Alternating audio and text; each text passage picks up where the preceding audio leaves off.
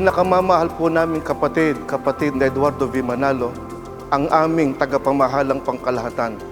Sa pagsapit po ng ika-15 taon ng inyong makapangyarihan at mabiyayang pamamahala, ay taimtim na nananalangin sa Panginoong Diyos na patuloy pong igawad sa inyo ng Ama na kayo mapuspos ng kapangyarihan at ng biyaya.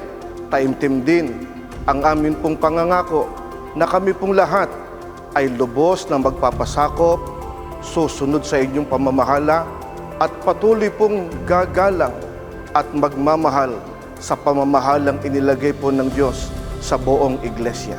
Happy 15th anniversary po